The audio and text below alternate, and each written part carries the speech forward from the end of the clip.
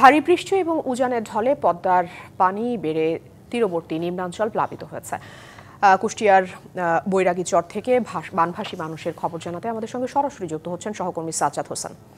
সাজ্জাদ, নিম্নাঞ্চলের কি অবস্থা দেখছেন, সেই সাথে একটু জানাবেন যে বানভাসী মানুষদের জন্য প্রশাসন কি ব্যবস্থা নিয়েছে?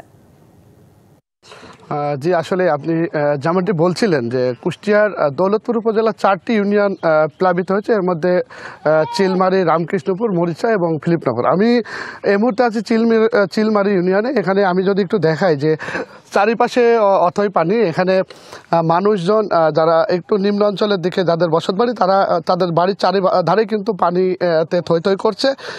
ইতিমধ্যেই উপজেলা প্রশাসন, দৌলতপুর উপজেলা প্রশাসনের যিনি প্রধান ইউনো, ইতিমধ্যেই তার একটি টিম নিয়ে এই যে প্লাবিত এলাকা আছেন তিনি সেখানে সফর করছেন এবং কী ধরনের ক্ষয়ক্ষতি হয়েছেন তিনি সেটা পর্যবেক্ষণ করছেন। পাশাপাশি তিনি সার্বক্ষণিক এটি নজরদারিতে রাখছেন। আর আমরা দেখছি যে এই যে বাড়িঘরে যারা নিম্ন অঞ্চলে যে বাড়িঘর রয়েছে সেটা প্লাবিত হয়েছে, মানুষ কষ্টে দিন যাপন করছে। আমরা যদি একটু ইউনো মহোদয়ের সাথে কথা বলতে চাই, আমরা তার কাছ থেকেই শুনবো যে তিনি আসলে কী পরিমাণ ক্ষয়ক্ষতি হয়েছে এবং কী ধরনের ব্যবস্থা তারা নিচ্ছেন, সব মিলে যদি আমরা একটু জানতে চাই। কালার এক্সপার্ট, জর্জ স্যাপ এবং মাইল্ড অন হ্যান্ডস টেকনোলজি সমৃদ্ধ অরিক্স ক্রিস্টাল ওয়াশ। আপনি তো এসেছেন আজকে এই প্লাবিত এলাকায়, কি পরিমাণ ক্ষয়ক্ষতি হয়েছে বা আপনারা কি ধরনের পদক্ষেপ নিচ্ছেন? জি, ধন্যবাদ। আসলে আমাদের দৌলতপুর উপজেলার 4টি ইউনিয়ন আপনারা জানেন যে পানি দ্বারা প্লাবিত হয়েছে এবং এখানে পানি পরিমাণ এতটাই বেড়েছে যে পাট গাছ, যে 7 ফিট 8 ফিট উঁচু পাট গাছগুলোও প্রায় ডুবে গেছে।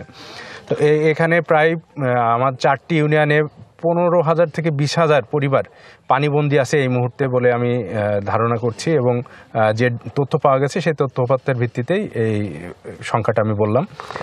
আমাদের এখন পর্যন্ত আমরা চেষ্টা করে যাচ্ছি যে মানুষগুলো পানিবন্দী আছে তাদের কাছে ত্রাণ পৌঁছায় দেওয়ার।